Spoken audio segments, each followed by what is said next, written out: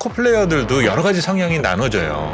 그러면 그 성향이 타이트 플레이어와 루즈 플레이어로 나눠진다라고 하더군요. 내가 이길 수 있는 패를 갖고 있다라는 거를 봤을 때부터 게임에 참여하는 사람이 타이트 플레이어라고 얘기를 하고요. 루즈 플레이어는 어떤 플레이어라면 내가 가지고 있는 패가 별로 안 좋은데 네. 앞으로 받는 패에 따라서 좋아질 거라는 믿음을 갖고 계속 참여한다라는 거예요. 네. 근데 이건 성향 차이지 않습니까? 정프로님은 어떤 성향이신가요? 저는 무조건 고죠. 우선은 계속 못 참여해보고. 먹어도 고죠. 그렇습니다. 그러니까 네. 지금 분위기가 약간 좀 그럴 수 있다라는 거예요.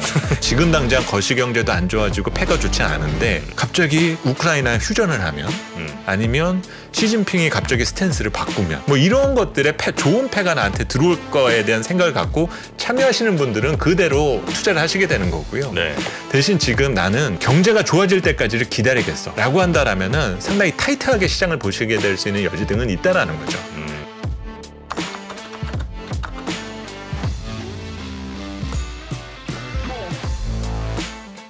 자, 그러면 또 우리 경제를 또 잘 봐주시는, 시장을 잘 봐주시는 조금 오랜만에 나오신 것 같습니다. 교보증권의 김영렬 센터장님 모시도록 하겠습니다. 어서 오십시오. 네, 안녕하세요. 네, 반갑습니다. 반갑습니다. 네, 우리 여의도의 손지창 우리 김영렬 센터장님.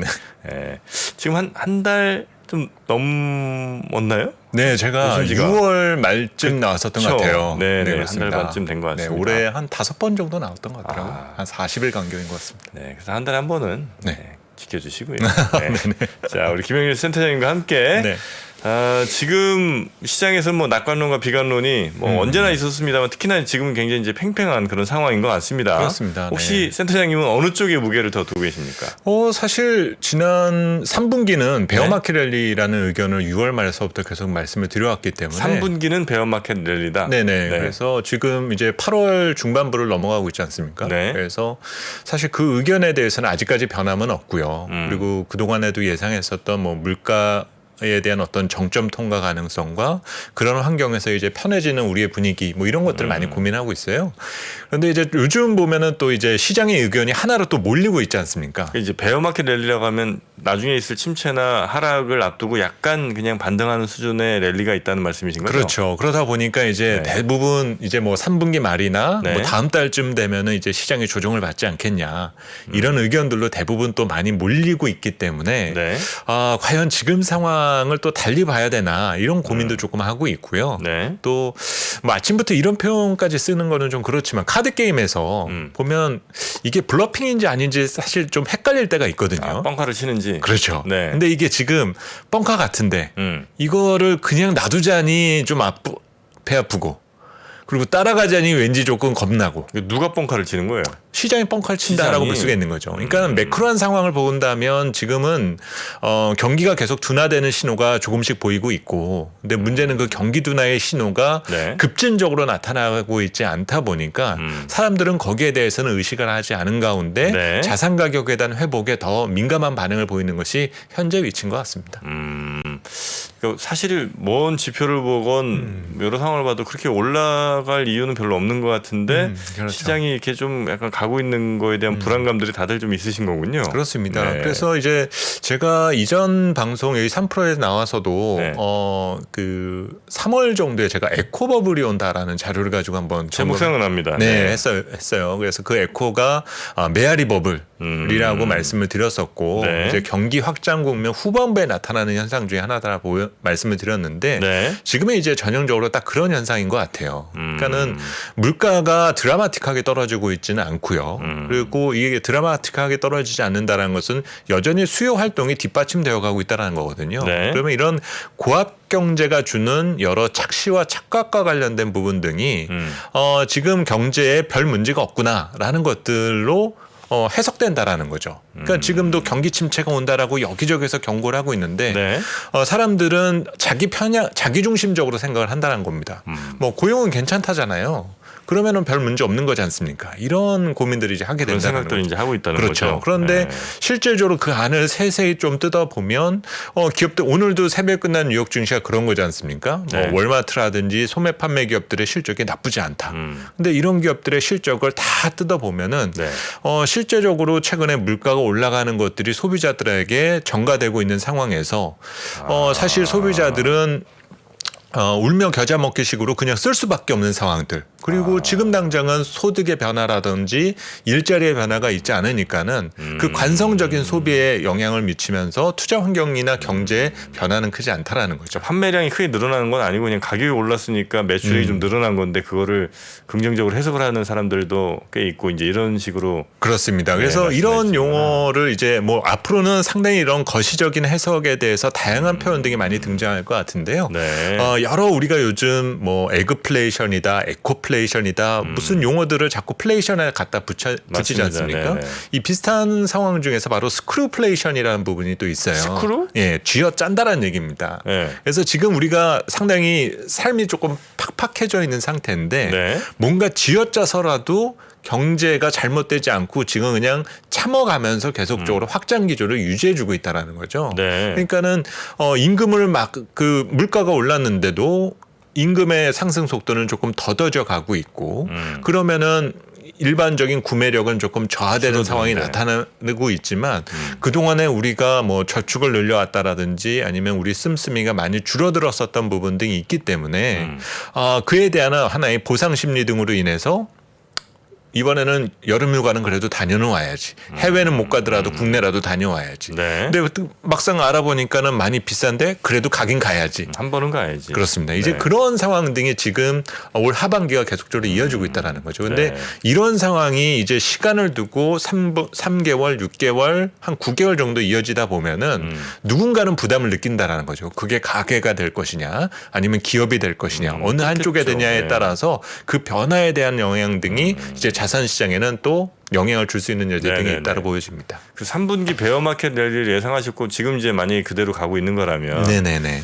베어마켓 랠리가 뭐 저점 대비 뭐 50% 100% 이렇게 가는 랠리는 아니잖아요. 그렇죠. 그러면 대충 뭐 미국 시장도 지금 뭐 저점 대비해서 한 30% 이상 간 것 같고 우리도 한 10% 좀 넘게 간 것 같은데 그렇습니다. 이 네네. 정도면 베어마켓 랠리 이제 끝점에 다 온 거라고 보십니까? 아니면 이거보단 좀 더 가도 됩니까? 사실 베어마켓 랠리의 정점을 보려면 시장 안을 들여다봐야 될 것 같아요. 네. 지금 단순히 인덱스 기준으로만 우리가 해석을 하려면 뭐 그동안 특히 이제 2분기 같은 경우 글로벌 주식시장이 네. 너무 예민한 반응을 보였었거든요. 그러니까 실물 경제가 그렇게 심각하게 침체되지 않았는데 너무 자산 시장만 그런 변화에 급진적으로 반응했었던 부분 등이 있습니다. 네. 그래서 7월부터 현재 8월까지는 너무 과도했었던 낙폭이 만회되는 상황이다라 볼 수가 있겠고요. 그러면서 이 사이에서 여러 기대감 등이 네. 조금 싹 텄었다라는 거죠. 그래서 준비된 자료 화면을 보시게 되면 네. 우리가 이게 제가 6월달 시장 전망 자료에서 썼던 내용이에요. 우리가 2분기에 상당히 그 투자 심리가 좋지 않았지 않습니까? 네. 당시 안 좋았었던 이유는 금리가 오르면서 시작됐었던 거거든요. 물가가 높으니까. 네. 그러면서 환율도 불안해졌었고, 그러면서 경기 침체 가능성이 등장하니까 6월 달에 쇼크가 왔었던 거잖아요. 네. 근데 이제 7월 달 이후로 물가의 정점론이라든지 그리고 시장 금리가 진정됐죠. 그래서 얼마 전 보면 미국채 10년이 정책 금리와 역전되는 현상이 있었습니다. 네. 그러니까 이런 현상이 나타나니까 상대적으로 또 성장주가 매력이 부활하는 거예요. 근데 이게 근본적인 부활이라고 볼 수는 없을 겁니다. 그리고 통화 정책도 상당히 유연하게 바뀌지 않을까? 이런 것들이 시장에서 논의가 되고 네. 우리도 또 보면 원화 자산에 대한 너무 저평가되는 인식. 그래서 최근에 환율도 진정됐잖아요. 네네. 이러면서 일시적으로 또 분위기가 좋아졌다라는 거죠. 그런데 이달 마지막 주에 이제 잭슨홀 미팅이라던가 또 9월 FMC 등에서 어떤 통화 정책 기조가 뒤로 후퇴할 상황은 분명히 아니거든요. 중앙은행이 주식시장을 위해서 존재하는 기관들은 아니기 때문에 네. 지금 물가를 잡지 않으면 나중에 더 고통스럽다. 그래서 기존의 입장을 조금 더 고수하게 된다라면은 그때부터는 약간은 조금 공방전이 이뤄지게 될 겁니다. 그런데 지금 베어마켓 랠리의 정점을 좀 파악하려면 그 안을 들여볼 필요가 있다라고 보여지는데요. 네. 미국을 기준에서 보면은 역시 나스닥 지수가 벤치마크가 될 수밖에 없다라는 거죠. 우선 기술주가 가장 먼저 치고 올라갔고 또 그런 나스닥 지수를 구성하는 여러 종목들 중에 뭐 테슬라의 주가 회복 복원 부분이라던가 그리고 최근 보면은 조금 전 뭐 박병창 부장님도 애플 언급을 주셨는데요. 네. 지금 애플이 거진 연중 고점까지 와 있는 상태거든요. 거진 와 있는 상황. 그러면 네. 이런 주도주 반등의 반등의 주도주들이 꺾이는 모습을 보기 전까지는 우선 베어마켓 랠리의 관성은 상당히 강한 편이다라는 거죠. 네. 그리고 결국 이 인덱스가 조정을 받게 되는 시점이다라는 거는 반등의 주역 등이 꺾이는 가격에 대한 부담을 느끼는 시점. 그때가 이제 신호가 될 가능성이 크다는 겁니다. 그러면 이것을 이제 우리 국내 증시로 이제 끌어 들어오면은 네. 뭐 최근 신재생 관련주라든가 아니면 배터리 관련주들, 바이오 관련 주식들 이런 것들이 지금 우리 코스피 반등의 주역이다라고 볼 수가 있거든요. 네. 그러면 이런 종목들의 가격에 대한 저항이라든가 어떤 밸류에 대한 논쟁이 시작되는 시점이 이 베어 마켓 랠리의 하나의 일단락될 수 그좀 네, 방점을 네, 네. 찍을 수 있는 그런 시그널이라고 볼 수 있을 것 지금은 같아요. 그 논란 없어요. 그러니까 지금 배터리 아직까지는 보여주고 있지는 않죠. 신재생 외국인 비싸다 수급에서도 이런 얘기. 외국인 수급에서도 보여주고 있지는 않고 네. 그리고 뭐 지금 뭐 태조 이방원 등등에 대한 이런 신조어가 쉽게 등장한다라는 거는 네. 그만큼 시장에서의 기대 심리가 강하다라는 것들을 볼 수가 있고요. 아까 제가 물가가 잘 안 떨어진다는 말씀을 드렸잖아요. 네. 근데 이번 태조 이방원 관련된 주식 등의 네. 특성을 우리가 보게 되면 네. 우리 사회나 경제 시스템의 비용적 부담을 줄여주는 내용들이 많습니다. 뭐 원자력이라든가 신재생 에너지라든가 2차 전지라든가 이런 내용들이 대부분 우리 사회적 비용을 줄여줄 수 있는 중장기 관점의 재정 투자가 이루어져야 되는 내용들이 조금 많다라는 거예요. 그 해당되는 분야가 엄청나게 뭐 돈을 많이 벌어들이는 꿀단지라고 보는 것이 아니라 네. 우리 경제 시스템의 물가 부담, 인플레이션 리스크를 조금 완화시켜주기 위해서 필요한 분야라는 거죠. 네, 그래서 네, 네. 향후에 경기가 어려워질 때 정부가 재정 부양에 나서게 된다라면은 네. 각종 규제 완화라든가 보조금 지원이라든가 이런 기대가 심리 등이 생성된다는 점입니다. 그런 네, 네. 기대감이 요즘과 같은 장세에서 만들어졌다라는 것은 긍정적 신호로 볼 수가 있겠죠. 그 태조이방원 같은 그러니까 태조이방원이 이제 뭐 태양광 조선, 2차 전지 방산 원자력 이제 줄임말인데 네, 그렇죠. 이런 신조 나오는 거 자체가 이 끝물이다라고 저 판단하시는 분들 계신 것 같고. 뭐 끝물까지는 저는 모르겠는데요. 아직은, 저는 네. 근데 개인적으로 이번 신조어는 상당히 조금 신선했고 태조이방원이요? 네네. 그리고 하나 저는 좀 그 긍정적으로 봤었던 부분은 네. 저도 이제 산업 자체의 어떤 아까 제가 말씀드렸던 것처럼 무슨 꿀단지다 이렇게 보지는 않아요. 네네. 뭐 어마어마하게 부를 쟁취할 수 있는 그런 분야다라고 볼 수는 않습니다. 왜냐하면 공공재에 해당되는 내용들이 많다라는 거죠. 원자력이라든지 아니면은 태양광이라든지 이런 것들은 네. 돈을 벌기 위한 목적의 산업의 아이템이라 볼 수는 없어요. 대신에 이제 현재 사회적 부가 정상적으로 잘 분배 활동이 이루어지도록 유도할 수 있는 분야가 된다라고 저는 판단을 하고요. 네. 그런 측면에 있어서 향후에 경기가 어려워지게 된다라면 이거는 이제 2023년이나 그 2024년 정도의 논쟁거리가 될 텐데요. 네. 경제가 어려워지면은 당분간 중앙은행에 나서 쓸 수 있는 카드가 별로 없습니다. 그러니까 물가가 잘 안 떨어지니까 물가가 안 떨어졌는데 금리를 낮출 수는 없을 거잖아요. 네. 벌써 일부에서는 경기 침체 온다라는 분들은 내년 뭐 하반기에는 금리 인하에 나설 겁니다. 이런 식으로 얘기들을 하시는데 이거는 너무 물가가 드라마틱하게 빠질 거다라고 생각하시는 분들이 있고 미리 물가는 잘 앞서서. 안 떨어질 거라는 거죠. 아. 그 얘기는 다시 말하면 중앙은행은 쓸 수 있는 카드가 별로 없다라는 거예요. 물가를 낮추기 위한 그렇죠. 아니 경제를 살리기 위해서. 경제를 살리기 위한. 예, 그러면은 중앙은행이 나설 수 있는 카드가 적다라는 것은 다른 한 축인 정부가 나서야 된다라는 건데 네. 정부가 투자를 유도할 수 있는 방법은 재정 부양인 거거든요. 근데 사실 정부도 지금 공공부채가 늘어나 있는 상태에서 막 돈을 풀 수는 없을 겁니다. 네네. 그런 상황에서 쓸 수 있는 경기 부양 카드는 덜 걷는 방식을 쓰게 될 가능성이 크다라는 거죠. 그러면서 네. 각종 규제를 완화하는 방향. 이런 것들이 이제 투자의 대안이 될 수가 있을 거고 그런 성장 요인을 찾게 된다라면 이번에 나왔던 이런 태조 이방원과 관련된 내용들을 그냥 이것을 단기 테마로 보기보다는 다음 경기를 되살리기 위해서 우리에게 필요한 것 중에 하나 이런 식으로 해석해 볼 수도 있다라는 거죠. 그래서 네. 오히려 조금 더 좀 반짝 랠리 관점으로 보기보다는 오히려 지금부터 더 집중적으로 추적해 나가야 될 부분이 더 큰 네. 분야가 될 수도 있다라고 봐요. 또 물가가 네네네. 이제 뭐 많은 분들이 이제 빨리 못 내려올 거라는 말씀들을 좀 많이 하시는 것 같은데. 맞습니다. 네네. 그 물가가 이번에 오른 게 굉장히 비정상적으로 빨리 올랐잖아요. 그렇습니다. 네네. 그만큼 빨리 내려갈 가능성이 좀 있는 거 아닙니까? 왜냐면 사실 네 그렇게 생각할 수도 있어요. 근데 네. 이제 우리가 그 얘기를 그 코로나로 끌어서 오면 우리가 코로나 처음 터졌을 때는 뭐 한 6개월 가겠지라고 했는데 2년 넘게 가고 아직도 안 끝났지 않습니까? 네네네. 이런 거를 이제 제가 요즘 플레이션에 다 꽂혔다고 말씀드리고 아까 스크루플레이션에 대한 네네네네. 부분을 말씀을 드렸는데 또 하나 그런 용어 중에 하나가 뉴플레이션이라는 용어가 있어요. 그러니까 이거는 완전히 세상이 바뀌었을 때 나타나는 현상을 뜻합니다. 그러니까 대표적인 예가 전쟁이 끝나고 나서라던가 네. 아니면 소련이 붕괴되면서 이런 현상이 이제 완전 세상이 완전 바뀌었을 때 나타나는 일이라는 거죠. 그러니까 어떤 뜻이냐면은 아까 전쟁이 끝난 경우로 말씀을 드렸잖아요. 뭔가 그 전쟁을 준비해야만 했었던 시대에는 각국 정부가 경제를 부양하기 위해서 군비 증강을 위해서 모든 것들이 투자가 됩니다. 네. 그러려다 보면은 뭔가 소외되는 것들이 분명히 생겨요. 일반 가계의 복지 문제라던가 아니면은 일반적인 삶, 그 서민들의 삶을 위한 여러 가지 투자들 네. 이런 것들에 대한 투자가 인색해지죠. 그러다 보니까 그 해당되는 분야에 대한 쇼티지가 발생되고 네. 전쟁이 끝나고 나면 이에 대한 수요가 더 폭발적으로 늘어나면서 그에 대한 물가 상승이 가파르게 늘어나는 일이 뉴플레이션에 대한 의미인 겁니다. 이 얘기를 지금으로 끌어오게 되면은 네. 우리가 코로나라는 문제 등으로 인해서 2년, 3년 정도의 시간을 보내게 됐잖아요. 네. 그러면서 여기에 투하된 돈들이 있지 않습니까? 뭐 검사하는 데 들어간 돈, 네네네. 백신 만드는데 백신 접종하는 데 들어간 돈들. 이 돈 안 썼다라면 어디 쓰였겠냐라는 거죠.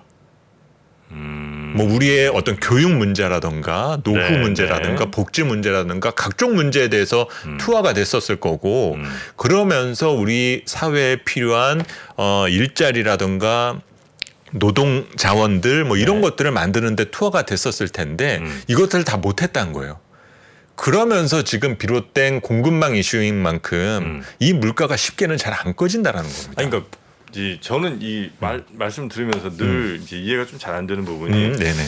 결국 이제 뭐 기름값 뭐 또 주택 뭐 등등 이제 뭐 식료품 등등해서 이제 계속 이게 이제 고공행진을 할 거라는 거잖아요. 맞습니다. 네네. 그 가장 근원적인 거는 저는 이제 돈을 많이 풀었기 때문에 생각을 하거든요. 네네네. 어마어마하게 돈을 많이 풀었잖아요. 맞습니다. 네. 그 어마어마하게 많이 푼 돈이 지금 이제 물가를 이만큼 이제 끌어올렸는데 네네네. 돈을 이제는 줄이거나 아니면 적어도 늘리진 않잖아요. 그렇죠. 그러면 물가가 예를 들어 1년 전보다 뭐 10% 오르는 거는 뭐 가능하죠. 가능했죠. 근데 네네. 지금 더 돈을 풀지 않는다면 10%에서 추가로 5% 10%더 오르는 건 난 이건 불가능하다. 이게 예를 들면 10%에서 어쨌든 지금 많이 오른 10% 대비 내년에 더 올라야 되는데 그렇게는 못 가지 않겠냐. 그렇게는 못 오르죠. 그러니까 그렇게는 못 오르고 올해 수준을 유지한다면 그냥 0%인 거잖아요. 그렇죠. 물가 상승률은. 맞습니다. 그럼 급격하게 떨어질 가능성이 높은 거 아니냐. 네네네. 라고 정프로는 보고 있습니다. 사실은 뭐 급격하게 떨어진다는 의미가 네. 아까 최근에 이제 유가가 지금 많이 또 내려왔잖아요. 네. 그러니까 80불 때까지 이제 내려왔으니까 네. 그럼 이제 많이 내려왔다라고는 의식은 되지만 네. 문제는 후행적으로 에너지 가격이 올해 상반기 동안 이렇게 올랐으니까 네. 뒤늦게 오르는 것들이 있어요. 네. 그러면 이제 이들 사이의 선순환에 대해서 우리가 생각을 해봐야 된다는 거죠. 그러니까 최근에 저는 지난 7월 미국 소비자 물가를 보면서 네. 깜짝 놀랐었던 것 중에 하나가 네. 제로가 나왔다라는 거예요. 전월비 상승률이. 에너지 가격이 이렇게 떨어졌는데도 전월비 제로 마이너스가 아닌 제로다. 예, 마이너스가 아닌 제로였다는 겁니다. 그래서 왜 그 안을 들여다 보니까 네. 주거 비용이 더 오르기 시작을 했고, 그러니까 주거 비용이라든지 요즘 각종 서비스 비용이라든지 이런 것들이 핑계들이 다 있다라는 거예요. 야, 상반기에 물가 이렇게 올렸으니까 이제 우리 올릴 때 됐잖아. 그러면서 뒤늦게 올리고. 그러면 또 이런 것들이 올라가고 난 이후에 최근에 가격 조정 받았었던 유가가 네. 3분기나 4분기부터 다시 또 오르기 시작하면 그러면 물가 항목들 사이에서 선순환이 우리를 계속 괴롭힐 수가 있게 된다라는 거죠. 그래서 네. 물가 쉽게 생각보다는 쉽게 잡히지 않을 수 있다라는 것을 전제해 두는 것이 지금 필요하고 이러다 보면은 이제 우리가 계속 높은 물가 환경에서 살 수밖에 없게 되니까 네. 기업들은 가게는 이제 고민을 할 거예요. 이제 외식을 줄인다라든지 네. 뭔가 이제 집에서 뭘 해 먹어야 되지 않겠냐 이런 식으로 이제 조금씩 바뀔 거고. 그리고 기업들 입장으로는 어떻겠습니까? 자꾸 이제 임금을 올려달라고 그러고 원자료는 올라가니까 이익이 주는 게 보이거든요. 네. 그러면 이거를 이제 수익을 유지하기 위해서 여러 가지 선택 카드를 쓰게 될 수밖에 없습니다. 그럼 이제 그러면서 이제 등장하는 것들이 다운사이징 같은 것들인 거죠. 이제 뭔가 효율을 떨어뜨리면서 제품의 퀄리티를 떨어뜨리면서 대신 포장은 잘하겠죠. 이거 좀 좋습니다. 괜찮습니다. 예, 그러면 이제 또 처음엔 소비자들은 그런가 보다라고 하고 있다가 이제 조금 슬슬 화가 날 거예요. 예를 들면 초코파이 빵 좀 사이즈 줄이고 뭐 이런 것도 뭐 하고. 그런 것들이 다 해당되는 거죠. 뭐 그 자동차를 기준해서 뭐 엔진의 출력을 줄인다라든가 뭐 아니면 조금 그러면서 가볍게 옵션 만드는 빼거나 뭐. 그렇죠. 그런 식으로. 그러면서 이제 가격은 동일하니까 우리는 소비자를 위합니다. 이런 식에 대한 표현을 쓰게 될 텐데 나중에 시간이 지나게 되면 이게 호갱되는 느낌이 올 거거든요. 그러면 소비에 대한 저항 활동이 강해지게 되는 거죠. 그럼 소비가 둔화되는 거고 그러면 경기는 둔화된다는 거죠. 그러면서 이제 물가 떨어지겠죠. 맞습니다. 네. 대략 그러면 저 수준을 어느 정도 보세요? 이제 어떤 분들은 연말까지 한 7점 몇 %에서 8 정도 보고 내년 상반기 돼야 뭐 한 6%, 7%, 6%, 뭐 5점 몇 % 이렇게 보시는 분들이 많으신 것 같은데 혹시 센터님께서는 대략 어느 정도 수준으로 물가를 저는 보시나요? 우선은 지난번처럼 2,300선까지 가야 될 이유는 없다라고 보고요. 주가 지수가 네네네네. 그래서 연말 지수 기준으로는 한 2,600선 정도 수렴하는 게 올해 합리적인 수준인 것 같아요. 연말 2,600이요? 네네. 그래서 지금보다 그렇게 빠질 것 같지는 않습니다. 그리고 여기서는 롤링이 나오게 된다 하더라도 이제 문제가 되는 거는 시장 안을 들여다봤을 때예요. 왜냐하면 지금도 시총 상위에서 보면 바이오라든지 배터리나 이런 것들이 선전하고 있는데 반도체는 상당히 조금 부침이 심한 상태지 않습니까? 그러니까 시장 안을 들여다보면은 수익률에 대한 양극화가 상당히 극심할 거다라는 거죠.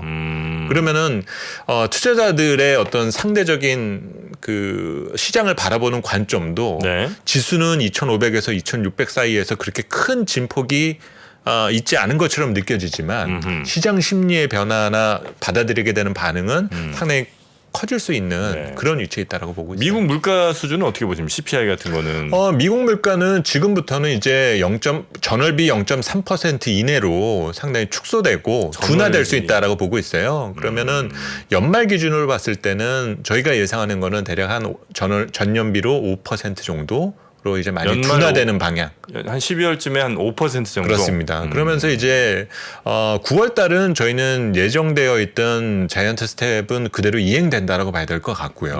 그리고 그런 이행 여부에 과연 금융시장이 다소 부담을 느낄 건지 이것을 우리가 살펴봐야 될 부분인데 역사적으로 보게 되면 미국 주식시장은 9월 수익률이 안 좋았어요. 통계적으로는? 네, 통계적으로 보면 월간 수익률로 보면 가장 안 좋았었던 게 5월이었었고요. 그다음에 두 번째로 안 좋은 게 9월입니다. 근데 이제 또 9월에 안 좋다 보니까 월가의 증시 경험 중에 하나가 10월엔 주식을 사라는 얘기가 또 있어요. 그러니까 이제 그 반응 여부는 조금 더 지켜봐야 될 부분이 될 것 같습니다.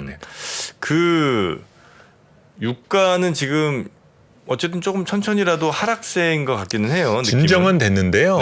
다시 이제 원유 재고가 여전히 낮은 수준이기 때문에 저는 아직은 안심할 단계는 아닌 것 같습니다. 그리고 여기서 너무 유가가 드라마틱하게 빠진다. 이거는 오히려 거시경제 측면에 있어서는 더 부정적 신호라고 볼 수가 있거든요.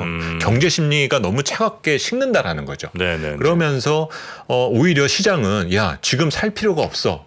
이런 디플레 심리를 심어주게 되었을 때는 이게 유가이기 때문에 우리가 되게 마음이 편해진다 생각을 할 수도 있는데 이게 수요 활동이나 소비 활동 전반으로 번질 수가 있다라는 거예요. 그러면 야 뭐 지금 나오는 차 뭐 굳이 빨리 살 필요가 있겠어? 뭐 요즘 재고가 쌓인다는데 좀 기다려봐야 되는 거 아니야 이런 심리가 생기는 거는 경제 측면에 있어서는 더욱더 좋지는 않습니다. 그래서 뭐 시장에 대해서 너무 이렇게 어떤 경착륙 우려를 갖지 않는다라는 선에서는 뭐 지금 유가가 더 빠지기에는 쉽지는 않은 영역대까지는 와 있다. 지금? 그렇게 보시는 부분이 맞을 것 같아요. 근데 이게 유가 뭐 예를 들어 한 80불 혹은 뭐 70불이라고 치죠. 그러면 좀 더 빠져서 그러면 이게 비싼 수준입니까?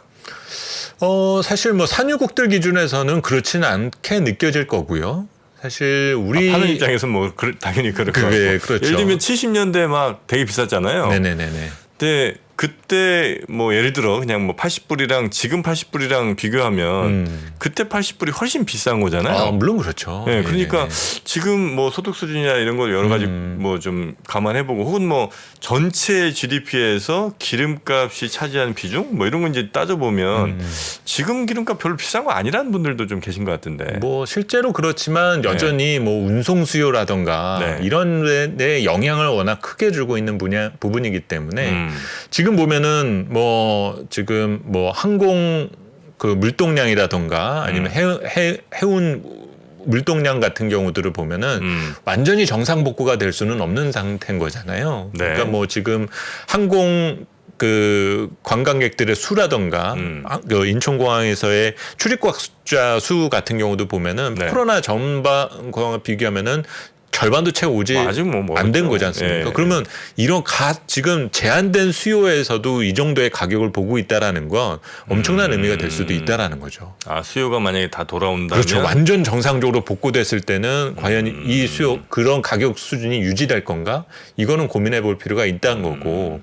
그럼 만약에 이제 지금 가격은 당분간은 그런 정상적인 규모로는 복구가 안 될 거라는 전제 때문에 지금 가격이 제약을 받고 있다는 거거든요. 네. 그렇기 때문에 아직 단정 짓기에는 좀 이른 타임인 거죠.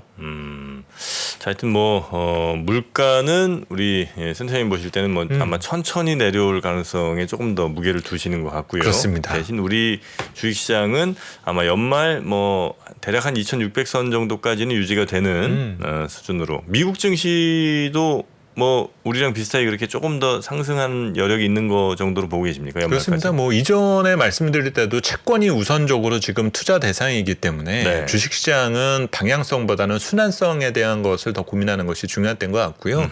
이거는 국내나 미국이나 크게 다를 것 같지는 않습니다. 네. 그래서 미리 말씀을 드리면은 내년 글로벌 주식시장 전망은 대부분 박스권 전망일 거예요. 이미 뭐 21년도 고점 넘긴다라는 전망이 나오기는 쉽지는 않을 거거든요. 네. 상대적으로 채권 시장 전망 부분에서는 과연 이제 내년에 금리가 어느 시점을 기점으로 이제 본격적으로 내릴 건가, 채권 시장이 강세로 전환될 건가, 이 논쟁이 시장에서는 네. 더욱더 선행될 부분이기 때문에 주식 시장 전망은 지수 전망으로 보시기에는 별로 재미가 없을 것 같고 네. 오히려 이제는 안을 들여다봐야 된다라는 거죠.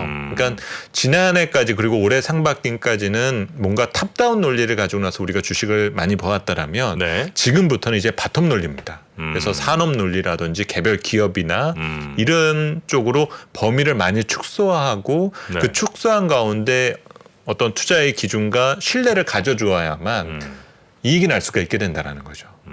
저는 이제 가끔 그 뭐 전문가분들이 말씀하시는 거에 약간 좀 이상하다고 생각하는 것 중에 네네. 하나가 어떤 분들은 그래요. 그 주식 10년 중에 1, 2년 돈 버는 거고 나머지 8, 9년은 그냥 버티는 거다. 네네. 예. 그러니까 상승장 한번 맞으면 이제 그때 돈 벌어서 그냥 갖고 있는 거지. 이런 말씀하시는 분도 계시고 주식 진짜 돈 많이 버는 사람들은 그런 상승장 하락장이 아니고 그냥 이런 박스권에서 오히려 종목별로 엄청 튀는 혹은 뭐 이렇게 내려가는 이런 종목들이 맞습니다. 많다는 거예요. 네네. 그렇게 돈을 벌어야 된다. 그래서 아까 제가 그 방송 첫머리의 시작을 네. 뭐 아침이어서 죄송하지만 제가 카드 게임으로 설명을 드렸었잖아요. 네네네. 블래핑에 대한 부분. 네. 그 비슷한 내용에서 이제 내용을 들여다보면 포커 플레이어들도 여러 가지 성향이 나눠져요. 그러면 그 성향이 타이트 플레이어와 루즈 플레이어로 나눠진다라고 하더군요. 네. 저도 뭐 잘은 모르지만 이렇게 용어를 찾아봤습니다. 그러니까 타이트 플레이어라는 거는 어떤 성향이냐면 내가 이길 수 있는 패를 갖고 있다라는 거를 봤을 때부터 게임에 참여하는 사람이 타이트 플레이어라고 얘기를 하고요. 루즈 플레이어는 어떤 플레이어라면 내가 가지고 있는 패가 별로 안 좋은데 네. 앞으로 받는 패에 따라서 좋아질 거라는 믿음을 갖고 계속 참여한다라는 거예요. 네. 근데 이건 성향 차이지 않습니까? 뭐 정프로님은 어떤 성향이신가요? 저는 무조건 고죠. 우선은 계속 못 참여해보고 먹어도 고죠. 그렇습니다. 그러니까 네. 지금 분위기가 약간 좀 그럴 수 있다라는 거예요. 그러니까 간혹 가다가 네. 지금 뭔가 인플레 문제는 해결된 것 같아. 네. 그런데 여기에서 지금 당장 거시경제도 안 좋아지고 패가 좋지 않은데 갑자기 우크라이나에 휴전을 하면 아니면 시진핑이 갑자기 스탠스를 바꾸면 뭐 이런 것들에 좋은 패가 나한테 들어올 거에 대한 생각을 갖고 참여하시는 분들은 그대로 게임을 하시게 되는 투자를 하시게 되는 거고요. 네. 대신 지금 나는 경제가 좋아질 때까지를 기다리겠어. 라고 한다라면은 상당히 타이트하게 시장을 보시게 될 수 있는 여지 등은 있다라는 거죠. 근데 대부분의 전략가들은 타이트한 플레이어의 성향들을 갖거든요. 네. 왜냐하면 뭔가 펀더멘탈한 이유 등을 봐야 되지 않습니까? 이익이 좋아진다라던가 아니면은 경기에 대한 저점 통과 신호가 보인다라던가 이런 네, 것들이 네. 있어야 될 텐데 그런 것들에 대한 어떤 구분의 차이가 있다라는 거로 좀 이해를 해주셨으면 합니다. 저는 이제 시장이 좋아질 것 같으면 시장이 좋아질 것 같으니까 사고 네네네. 박스권이면 종목들이 좋아질 거니까 언제든 계속 사거든요. 맞습니다. 계속 지금 안 좋아요. 네, 맞습니다. 그러면 지금 이제 연말까지는 일단 한 5개월 정도는 이제 남았다 치고요. 네네네. 네다섯 달 정도를 박스권에서 약간 조금 더 올라간다고 보면 이때쯤에 제일 괜찮을 거로 보는 섹터는 네네네네. 어느 쪽 정도를 보시나요? 제가 이번에 8월달 시장 전망 자료에서 딱 그 내용을 적었었어요. 네. 그래서 지금 자료 화면으로 보시면은 네. 제가 뜨겁지 않은 인플레이션은 좋은 추억이 많다라고 표현을 썼거든요. 네. 그러니까 왼쪽에 있는 그림을 보시면 우리나라 물가를 5분위로 나눴을 때 네. 코스피와 코스닥 수익률을 보게 되면 오른쪽을 보면 기준선 아래로 내려오거든요. 그러니까 물가가 올라갔을 때는 우리나라 주식은 투자하면 안 된다라는 거예요. 네. 근데 반대로 3분위하고 4분위 때를 보면 물가가 그 관리가 가능한 범위까지 들어왔을 때는 주식 성과가 좋았습니다. 항상. 네네. 그러니까 이제 우리가 물가가 정점 치고 내려오게 되면 뭔가 이제 기대 심리가 커지는 것이 이제 그런 이유라는 거죠. 그래서 이제 지금 7페이지에서 요 지금 자료 내용에서 보여드리는 표는 미국에서 물가가 진정되는 시기가 있을 거잖아요. 그래서 2000년도 이후에 미국의 소비자 물가가 둔화될 때마다 우리나라 섹터별 수익률의 평균을 내봤어요. 그리고 상승에 대한 빈도수를 가지고 한번 저희가 통계를 내봤습니다. 그래서 미국 물가가 둔화될 때 우리나라 10개 섹터에서 가장 수익률이 좋은 걸 찾아보니까 1등이 건강관리더라고요. 헬스케어. 제약바이오. 제약바이오. 네, 제약바이오가 수익률이 가장 좋다는 겁니다. 그래서 이거는 어떤 의미냐면은 네네. 이 분야에 뭔가 특별한 일이 생긴다라는 게 아니라 물가가 둔화된다는 것은 시장 금리가 하락한다는 거니까. 네. 그러면 스타일적인 측면에서 그로스 주식 등이 선호된다라는 거예요. 그래서 일시적으로 최근에 제약바이오주들이 자꾸 주가가 올라간다라는 겁니다. 그러면 연말까지 물가가 둔화된다라고 생각하신다라면 네. 스타일적인 측면에서 이 해당되는 분야는 관심 영역에 두셔야 된다는 거죠. 네, 그리고 오른쪽을 보시면 이 오른쪽은 상승 빈도수를 가지고 설명을 드리고 있는데요. 경기 관련 소비재와 정보기술, IT가 포함이 되어 있어요. 네. 그리고 소재까지 포함이 되어 있습니다. 그러니까 이 얘기는 미국 물가가 둔화됐을 때는 이게 뭐 디플레까지 빠지지 않는 정도였은 상황은 경제가 좋다라는 느낌을 준다라는 거죠. 그러다 보니까 경기민 감소에 대한 관심이 높아진다라는 거예요. 그래서 최근에 자꾸 자동차로 보려고도 하고 네. 대신 반도체는 조금 다른 개념이죠. 반도체는 지금 경제 심리를 먼저 반영하고 있습니다. 네네네. 그러니까 이거는 다음 주인공으로 이거는 킵해둔다라고 생각하시는 것이 낫고 오히려 지금 좀 더 수요가 먼저 폭발하는 것은 2차 전지 쪽이 먼저 수요가 앞당겨져 가고 있다는 거죠. 그래서 최근 소재 쪽에 대한 기대 심리가 좋아지는 부분 등은 그런 것과 조금 같은 맥락에서 보실 필요가 있다라고 볼 수 있을 것 같아요. 제약바이오, 자동차, 2차 전지, 소재 맞습니까? 맞습니다. 제약바이오는 충분히 많이 갖고 있고요. 그러신가요? 자동차는 안 들어갔네. 네네네. 그러고 보니까. 이제 그쪽은 숫자를 따라가야 된다는 거죠, 결국에. 근데 이제 자동차가 보여줬었던 그런 숫자 등을 네. 보여줄 수 있는 산업이 있다라면 그걸 이제 추적 관찰하는 것들이 지금부터는 더 중요합니다. 그래서 너무 매크로에 심취하시기보다는 지금은 어떤 산업에 대한 스타디라던가 아니면 개별 기업에 대한 스타디를 좀 더 집중적으로 하시는 것이 중요한 때인 것 같아요. 네, 자동차, 2차 전지, 소재. 알겠습니다. 자, 오늘은 그러면 우리 김영렬 센터장님께 이 정도로 또 말씀 듣고요. 한 달 후에 다시 한번 뵙도록 하겠습니다. 네, 알겠습니다. 네, 고맙습니다. 감사합니다. 네. 중동학개론이 끝난 지 벌써 2개월. 여전히 많은 분들이 꾸준히 시청하고 계신 것 같습니다. 중동학개론을 통해서 우리는 많은 지식을 얻기도 했지만 세상을 이해하는 폭을 더 넓힐 수 있었던 것도 같습니다. 위즈덤 칼리지에서 만나는 인남식 교수님의 특강은 사람에 대한 이해를 선사합니다. 앞으로 내가 어떻게 행동해야 될지를 알게 만드는, 그러니까 내다보고 내가 움직이게 만들 수 있는 게 지혜라고 한다면, 저는 지혜의 절정이 결국은 인간 이해로 수렴된다고 봐요. 사람들이 무슨 생각을 하고 어떻게 희로애락을 표현하고 무엇을 고민하고, 그러면서 사람과 사람이 만들어내는 세상이 좀 사람과 세상에 대해서 함께 생각해보는 특별한 시간. 네이버와 인터파크에서 위즈덤 칼리지를 검색해보세요.